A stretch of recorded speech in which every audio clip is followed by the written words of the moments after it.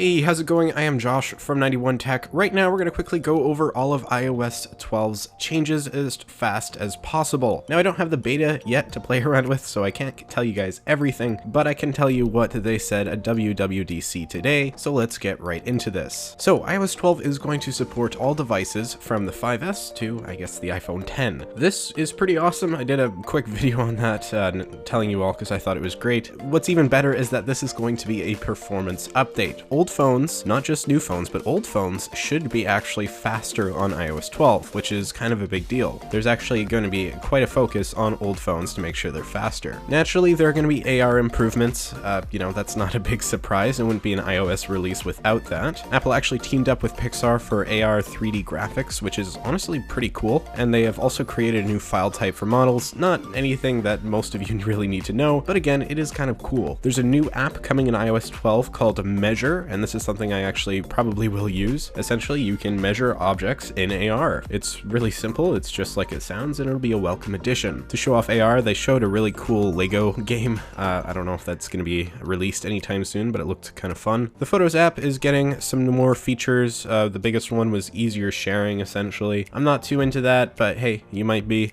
Siri suggestions was a big thing they were pushing. Essentially, there are now Siri shortcuts in which you can, tell Siri to do something and just with a short phrase or whatever, and she'll have a series of commands she'll do, and she can integrate it with other apps. There's even a full shortcuts app, so you can take advantage of this. It's an interesting feature, not sure if I'll ever use it, considering they didn't really seem to improve Siri a whole lot, but hey, you never know. Stocks gets a redesign and Apple News integration. Stocks is also now on iPad, so that's cool. Voice Memos has completely been rebuilt as well, and again is on iPad. Apple Books is replacing iBooks with a whole new design, so if you're into that, there you go. There have been some general CarPlay updates, with one really important one. CarPlay now supports Google Maps and other third-party applications, which is amazing. Do Not Disturb is now coming during bedtime. So essentially, Apple has a thing now where you can turn on Do Not Disturb for bedtime, so you can't see any notifications at night. So for example, if you wake up in the middle of the night and you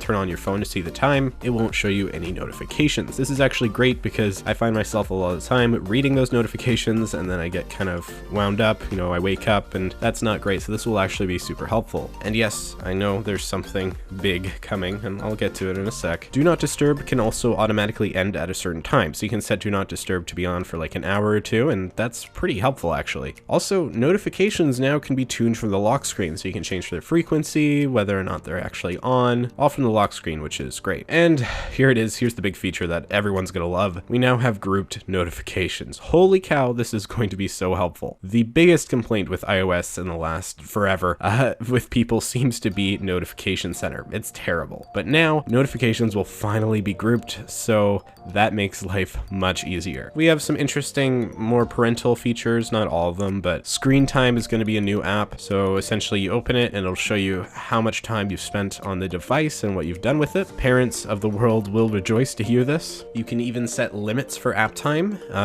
even for each individual app. There are a ton of new parental controls for limiting phone usage, and it can all be done remotely from the parent's phone, which is pretty cool. Unfortunately, there is no dark mode. I was really hoping for this, but there isn't, so yeah, sorry about that. Funnily enough, however, they actually added one for macOS, so maybe we'll get one eventually. FaceTime is now getting a group feature in which you can talk to up to 32 people at once, which, wow, if you have that many friends that you can talk to on FaceTime at once, congrats, that's pretty cool. Good for you, you've done well in life. And now we are going to talk about the best feature announced today. I know I said notifications was like the best feature, but no.